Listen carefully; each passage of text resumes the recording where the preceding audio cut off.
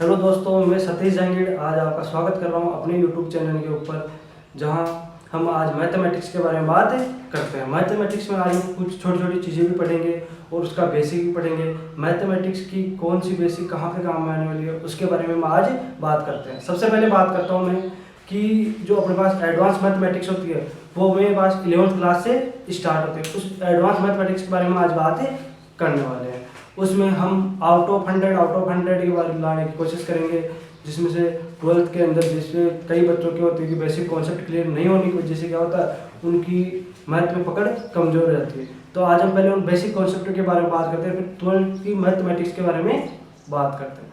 सबसे पहले बात आई हमारे पास कि 12th के जो टफेस्ट चैप्टर होते हैं उनमें सबसे पहला चैप्टर होता है अपने पास इसकी 3 डायमेंशन वाले त्रिविमीय वाला टफ चैप्टर माना जाता है। दूसरा टफ चैप्टर माने जाने वाला टॉपिक हमारे पास जो है संयुक्त फलन, जिसमें संयुक्त फलन के बारे में हम आज बात करने वाले हैं। सबसे पहले बात करते हैं हम कि संयुक्त फलन क्या होता है, उसमें फलन क्या होता है, उसमें सामुच्चय क्या होता है, उसमें संबंध क्या होते हैं और उनमें कौन कौन से बेसिक चिन्ह काम में आते हैं, उन सब के बारे में हम आज बात करने वाले हैं। इसके बाद में हम कुछ और बताना चाहूँगा आपको। तो सबसे पहले हम बात करते हैं कि संयुक्त फलन टफ क्यों है।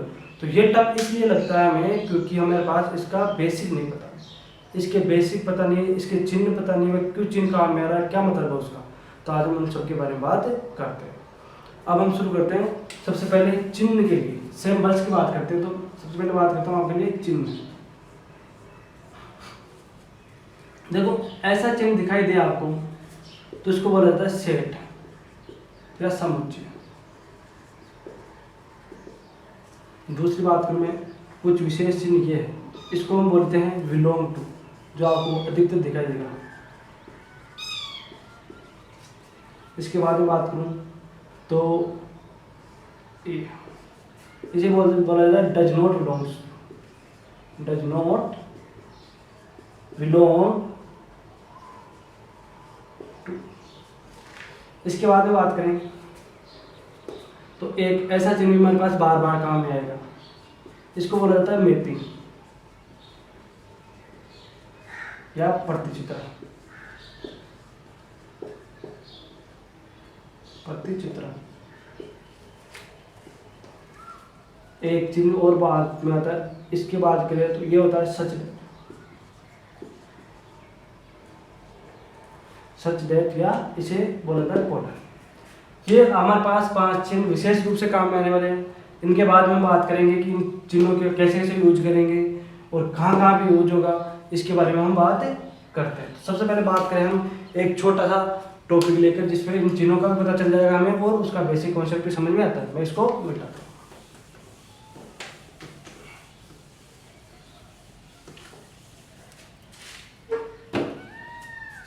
हाँ, सबसे पहले बात करते हैं हम सामुच्चय। पहले थोड़ा सा मैं सामुच्चय समझ लेता हूँ, सामुच्चय क्या होता है, फिर अपने टॉपिक पे चलते हैं। तो वो सामुच्चय बोला था सेट इंग्लिश में। जैसे सामुच्चय क्या होता है कि कुछ विशेष संख्याओं का समूह, जिसे क्या बोला जाता है, समुच्चय बोला जाता है। कुछ विशेष संख्याओं का समूह। कुछ विशेष संख्याओं की बात करें, जैसे क्या कोई विशेष संख्या, तो कोई हमारे पास एक सिंगल सी लाइन देख लो, कुछ लिखा हुआ जाए कि n संख्याओं का समूह है, n संख्याओं का समूह जो 10 से छोटा हो। पर हमें क्या बनाना हो, n संख्या का समूह बनाना हो जो क्या हो 10 से छोटा हो। तो देखो ये तो एक हिंदी लाइन लिखी गई, इसका गणितीय रूपांतरण करें या सामुच्चय निर्माण करें, इसके लिए इसका क्या बना रहे समुच्चय। तो इसको सामुच्चय में से बात ध्यान रखने की बात क्या है कि इसको हमेशा कैपिटल लेटर से दर्शाया जाता है। किससे दर्शाया जाता है, कैपिटल लेटर से। जैसे सामुच्चय को मैंने लिख दिया a। अब इसने बोला है कि n संख्याओं का समूह, तो हमें क्या बताना चाहिए, n भी तो बताना चाहिए। n किसे बोला जाता है, प्राकृत संख्या। n का मतलब क्या हो गया, प्राकृत संख्या। अब प्राकृत संख्या क्या होगी, नेचुरल नंबर। नेचुरल नंबर मतलब 1 से लेकर अनंत तक संख्या, जैसे 1 2 3 डेज कहाँ तक जाती हुई है, इन्फिनिटी तक जाती हुई, ये क्या बोलता है, प्राकृत संख्या बोला जाता है। अब ये बोल रहा है कि n संख्याओं का समूह जो 10 से छोटा हो, तो मतलब क्या दिख रहा है कि n संख्याओं का समूह जो 10 से छोटा हो, तो हम बढ़ाएंगे इसको, तो क्या है 10 से छोटा 1 2 3 4 5 6 7 8 9 हो गए 10 से छोटे। और देखो हमने बोला था कि सामुच्चय सेट का चिन्ह क्या होता है, हमने इसके बीच में लिखा। ध्यान में रखने की एक बात और है कि हम हमेशा प्रत्येक के आगे में क्या लगाएंगे, कोमा लगाकर सामुच्चय में दर्शाया जाता है।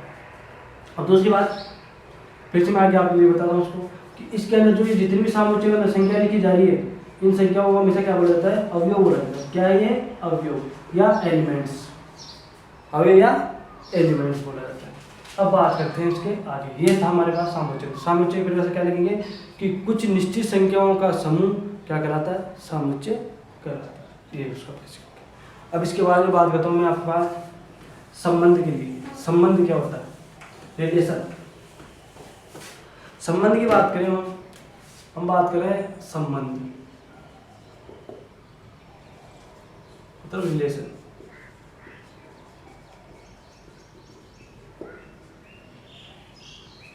रिलेशन किसकी बात करें हम, रिलेशन मतलब संबंध की। अब रिलेशन क्या होता है, संबंध क्या होता है। संबंध हमने बेसिक जीवन में बहुत से संबंधों के बारे में सुना है, पढ़ा है, देखा है, सुना है आपने सबने, जैसे चाचा चाची, मामा मामी, गांव की पंचायत, ये सब आपस में एक दूसरे संबंध है। बोले मेरे गांव की पंचायत ये है, सब संबंध हो गया, कि मेरे चाचा ये हैं, सब संबंध हो गया। इसी प्रकार से संबंध की बात करें तो संबंध हम गणित में भी देखते हैं। गणित में संबंध कह सकते हैं, जैसे मैं बोलूँ कि 2 का संबंध 5 है, कैसे कि 2 में मैं 3 जोड़ तो 5 ही आएगा, तो ये एक विशेष संबंध हो गया गणित के लिए। इसी प्रकार से संबंध की बात करते हैं, संबंधों को हमेशा आर से डिनोट किया जाता है। संबंध को हमेशा आर से डिनोट किया जाता है, आर से दर्शाया जाता है। किससे, आर से संबंध को हमेशा रिलेशन आर से दर्शाया जाता है। अब बात करें, हमारे पास कोई समीकरण दे दे, कोई फलन दे दे, बोले कि चलो ठीक है संबंध का फलन हम सबको छोटे बेसिक बात कर लेते हैं कि n प्राकृत संख्याएं जो 4 से 5 से छोटी, ये तो दिया हमारे पास सामुच्चय ए के लिए। एक दूसरी लाइन बोल रहा है सामुच्चय बी। n प्राकृत संख्याओं का वर्ग, n प्राकृत संख्याओं का वर्ग जो 30 से छोटा। क्वेश्चन पूछा जा रहा है, देखो सामुच्चय ए और सामुच्चय बी दे दिया, बोले सामुच्चय ए और बी में संबंध बताइए। आगे क्वेश्चन आ गया हमारे पास कि समुच्चय ए व बी में संबंध बताइए जहां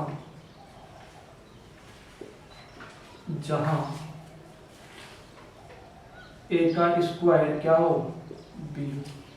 क्या संबंध दर्शाना है, ए का स्क्वायर बी हो, फॉर ऑल ए बिलोंग करे कैपिटल ए में और बी बिलोंग करे कैपिटल बी के अंदर। इस प्रकार का क्वेश्चन देती है इसे, ठीक है। अब तो पहली बात आई, ये पूरा क्वेश्चन आया मेरे पास, यहाँ से लेकर यहाँ तक का पूरा क्या आ गया क्वेश्चन आ गया।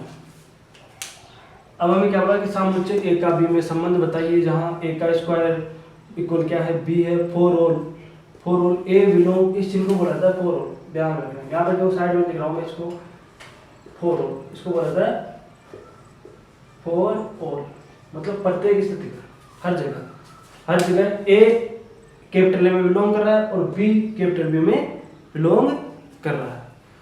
तो इसको और करते हैं, यहाँ पे हम करते हैं इसका सॉल्यूशन करें तो क्या समझ में आया कि पहले ए सामुच्चय बनाए। सामुच्चय क्या बन गया है, सामुच्चय तो मैंने बोला था कि बड़े ए से दर्शाया जाता है, कैपिटल लेटर से दर्शाते हैं। क्या बन गया, n प्राकृत संख्याओं का संख्या क्या जो क्या हो 5 से छोटी हो, तो मेरे पास क्या निकल गया है, यहाँ पे निकल गया है 1 2 3 4, ठीक है। सामुच्चय बी क्या निकल गया है मेरे पास, कि n प्राकृत संख्याओं का वर्ग जो 30 से छोटा हो। n प्राकृत संख्याओं का वर्ग लिखना है, तो मैंने लिखा 2 4 6 8, सॉरी मैंने गलत लिख दिया, इसको दोबारा से करते हैं। देखो 1 4 9 16 25 और इसके बाद में सारी संख्या बड़ी होती है, इसके बाद में 36 आएगा, तो 30 से बड़ा हो गया, तो हमारे पास मान लो यहाँ तक का कॉन्ट्रीब्यूशन दे देता है। ठीक, अब इसके बारे में बात करें। बोला कि ए का संबंध भी में बताइए। इसने बोला है कि हमें दिया है, क्या दिया है कि दिया है ए रिलेशन बी, ए का रिलेशन बी में बताइए। तो समीकरण क्या देगा, जहां क्या हो कि ए का स्क्वायर इक्वल हो B for all A belong करे कैपिटल ए में और कॉमा बी बिलोंग करे कैपिटल बी में। ये किसने दे दिया, ये सिद्ध करना है। अब रखे इसमें मान, जब मैंने ए का मान 1 रखा और बी का मान में मेरे पास क्या प्राप्त होगा, 1 ही प्राप्त होगा, तो हमने ए का मान क्या रखा, ए बराबर 1 रखा, तो 1 का वर्ग क्या होता है, तो बी बराबर क्या प्राप्त हो जाएगा, मुझे 1 ही प्राप्त हो जाएगा, क्योंकि 1 का वर्ग तो क्या होता है 1 ही। मैंने ए बराबर क्या रखूँ, 2 रखूँ, यहाँ से उठाऊँ, तो क्या हो गया 2 का स्क्वायर इक्वल बी, ये होगा। तो 2 का स्क्वायर कितना हो गया 4 इक्वल बी, बी का मान कितना आ गया 4 आना चाहिए। मैं ए बराबर 3 रख दूँ, तो यहाँ पे क्या रखूँगा 3 का स्क्वायर इक्वल बी, तो मतलब क्या होगा 3 का स्क्वायर 9 इक्वल बी। आगे हम बात करते हैं यहाँ पे मैं रखूँ ए बराबर 5, तो 5 का सॉरी 5 तो हमारे पास ए में है ही नहीं, है क्या ए में 5 नहीं है, तो हमारे पास यहाँ तक ये क्वेश्चन लगभग कंप्लीट हो जाता है। इसके आगे इसने बोला है उस रूप में भी लिखना है, तो देखो इसमें साइड में आपको इस क्वेश्चन को कंप्लीट कर देता हूँ यहीं पे एक बार में, फिर आप इसको पॉज करके डिनोट कर सकते हो। तो देखो अब इसको हम आगे बात करें, तो यहाँ पे 9 हो गया। अब इसके रिलेशन को दर्शाएं, तो मुझे क्या रिलेशन आ रहा है, मुझे क्या दर्शाना था, ए का रिलेशन बी में दर्शाना था, ये चीज हल करनी थी। तो मेरे पास क्या निकल गया एक्स का रिलेशन ए कोमा 1 निकल गया। दूसरा रिलेशन क्या निकल गया, ए का रिलेशन 1 से, ये भी लिख सकता हूँ इसको। दूसरा क्या निकल गया 2 का रिलेशन 4 से। तीसरा 3 का रिलेशन कितना हो जाएगा 9, और फिर बात करें 4 का रिलेशन किससे 16 से, और ये हमारे पास एक नया समुच्चय बन के आ गया, जिसे क्या बोलेंगे ए रिलेशन बी का नया समुच्चय बन के आ गया। हम इसको इस रूप में भी दर्शा सकते हैं, क्योंकि हमें पता है कि रिलेशन की बात कर रहा है, संबंध की बात कर रहा है, तो 1 कोमा 1 ए का संबंध 1 से, 2 कोमा 4 2 का संबंध 4 से, 3 कोमा 9 कि 3 का संबंध 2 से, और क्या बोल सकते हैं 4 कोमा 16 4 का संबंध 16 से। इस प्रकार से भी हम इसको दर्शा सकते हैं। ये हमारे पास इस क्वेश्चन का आंसर हो गया। अब देखो आप इसको नोट कर लो, इसी को मैं आगे और बेसिक रूप से कुछ समझाने वाला हूँ, इसका क्या क्या मतलब निकल रहा है, तो आप इसको पॉज करके नोट कर सकते हैं।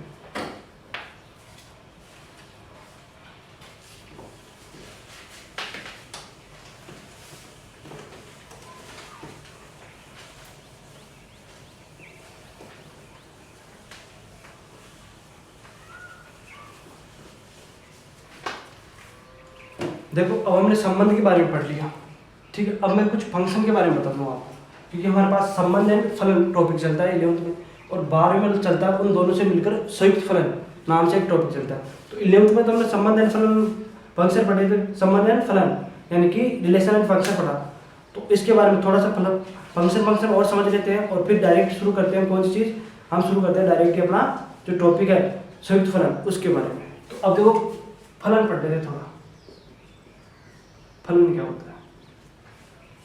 और जब फलन की बात करें, मतलब फलन को मतलब एक रास्ता बोला जाता है कि बिंदु ए से बिंदु बी तक, जैसे अभी हमने देखा था कि सामुच्चय ए दिया था और सामुच्चय बी दिया था, सामुच्चय और सामुच्चय बी दोनों चीजें दी, तो हमें सामुच्चय ए से सामुच्चय बी तक जाने के लिए जो रास्ता कहाँ मिले थे उसे हम क्या बोलेंगे, फलन बोलेंगे। और उस टाइम में हमारे पास रास्ता कुछ इस प्रकार से था कि ए स्क्वायर बराबर क्या आना चाहिए था, मेरे पास बी आना चाहिए था, तो इसको हम क्या बोलेंगे, फलन बोला जाता है। तो फलन को हमेशा किससे दर्शाया जाता है, इसको एफ से, फलन को बोलते हैं फंक्शन, एफ यू फंक्शन, फलन की बात करें फंक्शन, इसको हमेशा ऐप से दर्शाया जाता है। किससे? ऐप से दर्शाया जाता है।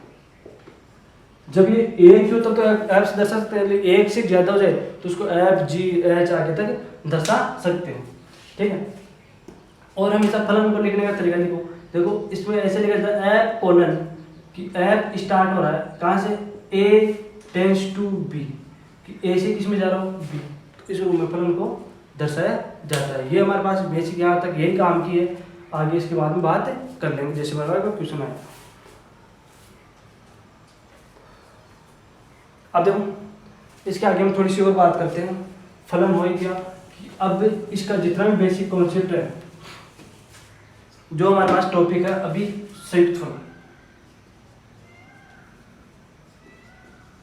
संयुक्त फलन बोले कंपोजिटिव फंक्शन। कंपोजिट फंक्शन की बात करें तो इस कंपोजिटिव फंक्शन के बारे में बात करें, मतलब संयुक्त फलन, मतलब दो या दो से अधिक फलन एक साथ मिलकर एक नया फलन निर्माण करते हैं, जिसे क्या बोला जाता है? संयुक्त फलन बोला जाता है।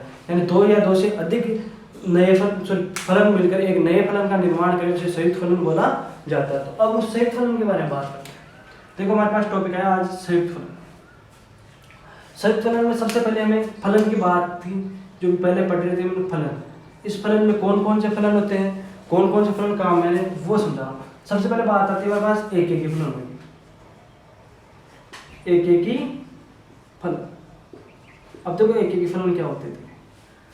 एक एक ही फलन के बारे में बात करें तो वह फलन जिसके सामुच्य, कोई फलन सामुच्य ए से बी में इस प्रकार से हो, यदि कोई फलन सामुच्य ए से बी में इस प्रकार हो कि ए के प्रत्येक अवयव बी के किसी ना किसी एक अवयव से संबंध रखे, तो इसे क्या बोला जाता है? एक एक ही फलन बोला जाता है। अब देखो उसको समझे। ये कोई मेरे पास सामुच्य हो गया ए, एक सामुच्य मेरे पास ए हो जाता है, इस प्रकार से लिख लेता है इसको। एक सामुच्य मेरे पास बी हो गया यहाँ पे, इसको मैं इस प्रकार से लिख लेता हूँ। सामुच्य ए में कुछ अवयव है वो मैं लिख देता हूँ 1 2 3 4। सामुच्य बी में भी कुछ अवयव है, वो मैं मार दो ए बी सी और डी, इस प्रकार से। अब बात करते हैं कि क्या है, मान लो कि कोई फलन हो गया यहाँ पे एपेक्स, इसके द्वारा ए का संबंध किससे रहे? ए से रहे, मतलब एक मान रखो क्या जाए? ए प्राप्त हो जाए। बी का संबंध किसी एक संख्या से बी से रहे, और सी का संबंध किसी एक से रहे सी से रहे, और डी का संबंध किसी एक से रहे, तो वो क्या रहे? डी के से रहे। मतलब ए के जितने भी ना वो कोई ए बी के किसी एक के वजह से संबंध रखें, बी के ए के वजह से संबंध रखेंगे ना, तब इसको क्या बोलेंगे? एक एक ही फलन बोलेंगे। अब देखो इसी का उल्टा एक और दिख रहा है, वो होता है बहु एक एक, बहु एक एक ही फलन। तो बहु एक एक फलन के बारे में बात करें तो बहु एक एक फलन की परिभाषा सुनो। पहले यदि फलन ए से बी में इस प्रकार से हो, यदि फलन ए से बी में इस प्रकार से हो कि एक के दो या दो से अधिक अवयव बी के किसी एक ही अवयव से संबंध रखते हो, तो इसे बहु एक एक फलन बोला जाता है। जैसे यहाँ पे मेरे पास सामुच्य कोई ए हो गया, सामुच्य मेरे पास कोई बी हो गया, सामुच्य ए में कुछ अवयव इस प्रकार से हैं 1 2 3 4, और सामुच्य बी में भी कुछ अवयव इस प्रकार से हमारे पास ए बी सी और डी। अब मान लो ये आपका एक है ना, वो ए से संबंध कर रहा है, और दो भी किससे संबंध कर रहा है? ए से संबंध कर रहा है। या मान लो 3 भी हो और वो भी किसी ए से संबंध करे, और 4 किसी अलग से संबंध कर सकता है। समझ गए बात? तो कहने मतलब क्या है कि दो या दो से अधिक अवयव किसी एक के अवयव से संबंध करें, तो उसे क्या बोला जाता है? बहु एक एक ही फलन बोला जाता है। तो आया बहु एक एक फलन समझ में? तो एक एक फलन आपने समझ लिया, बहु एक एक फलन आपने समझ लिया। अब इसके बाद में हम आगे बढ़ते हैं, कुछ इसी का और फलन आप इसको नोट कर लो।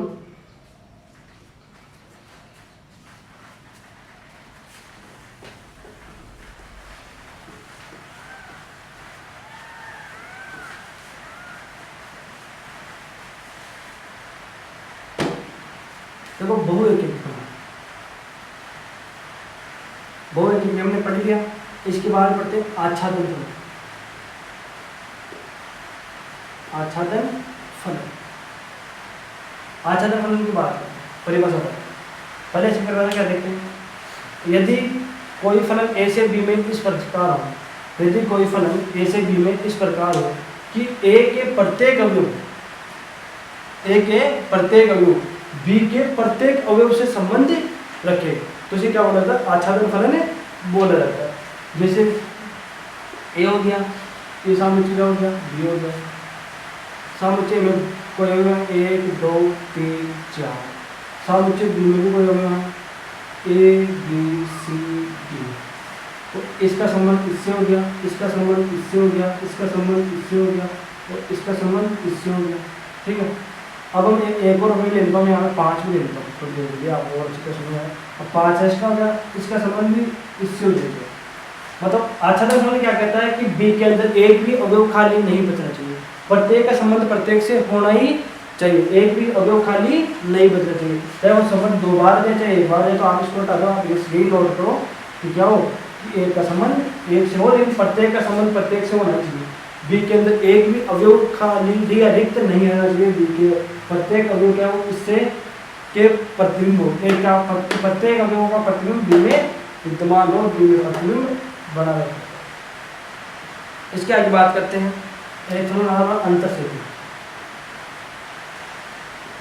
अंतरसेपी।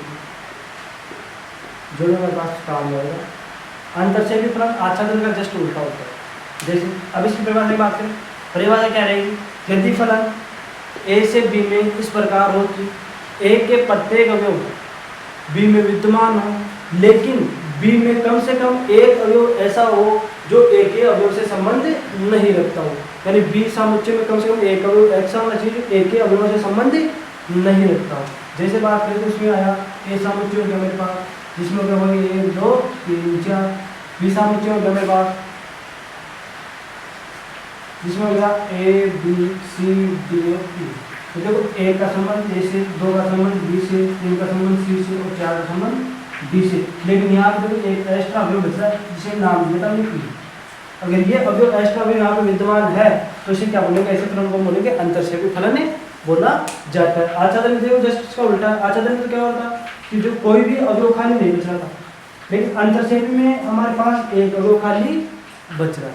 इसके बाद जो फाइनल हमारे पास वो है कि जो सबसे ज्यादा काम में आता है एक की आच्छादन, उसके बारे में बात करें।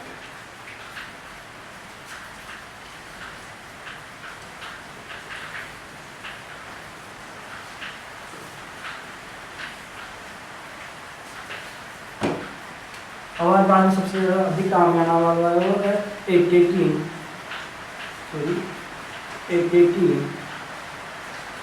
आच्छादन। इसकी परिभाषा देखें, एक की आच्छादन फलन, इसकी परिभाषा देखें तो इसमें क्या होगी परिभाषा, जो 2 नाम दिख रहे हैं, एक दिख रहा है एक की, दूसरा दिख रहा है आच्छादन।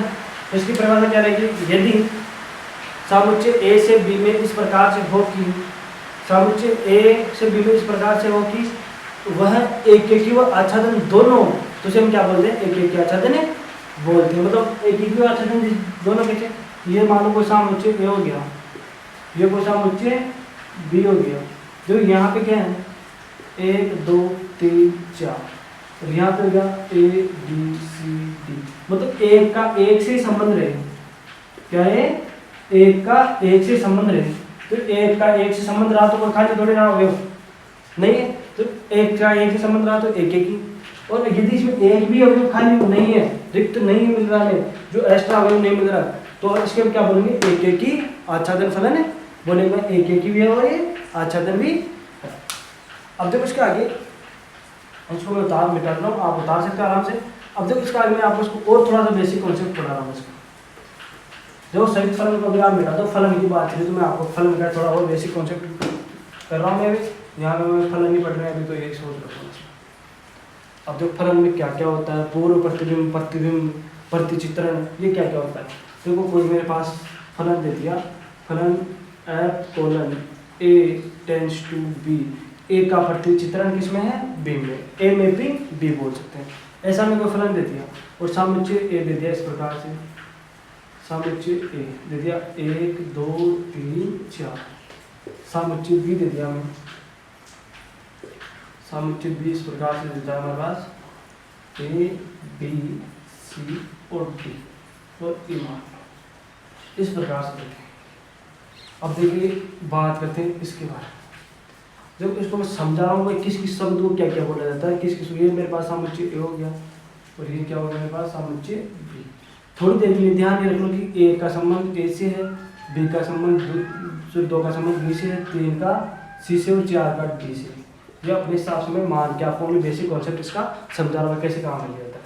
मान लो जब समुच्चय ए में क्या था 1 2 3 4, समुच्चय बी में क्या था ए बी सी और डी और ई, ये हो गया। अब बात करते हैं समुच्चय ए हो गया, समुच्चय बी हो गया। बोला है कि 1 का संबंध ए से है, 2 का संबंध बी से, 3 का संबंध सी से और 4 का संबंध डी से है।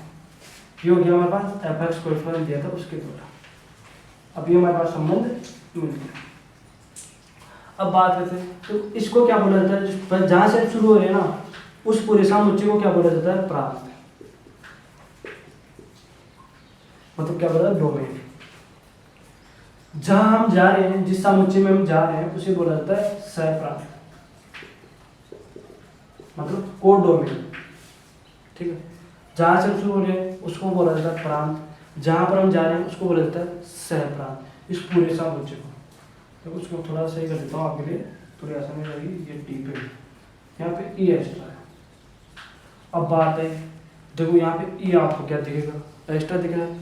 तो अब इसकी बात करें तो वो जो 4 अवयव काम में आ रहे हैं ना मेरे पास, जिनसे ए का संबंध है, उन 4 अवयवों को के समूह को क्या बोला जाता है, परिसर। क्या बोला जाएगा, परिसर। मैं बोलूं कि ए का परिसर बी में कौन कौन से है, तो क्या हो गया ए बी सी और डी, ये हुआ परिसर। अगर मैं बोलूं कि सहप्रांत क्या है, सहप्रांत क्या हो गया ए बी सी डी और ई, पूरे क्या हो गए सहप्रांत। देखो जिनका संबंध बढ़ रहा है वो क्या कहलाएंगे, परिसर। संबंध नहीं बढ़ रहा पूरे को क्या बोलेंगे, सहप्रांत बोलेंगे। इसके बाद में एक चीज आपको और नोट करवा देता हूँ। ये देखो हमारे पास ए का क्या हो गया, प्रतिबिंब क्या है, बी।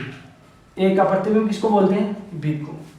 और बी का पूर्व प्रतिबिंब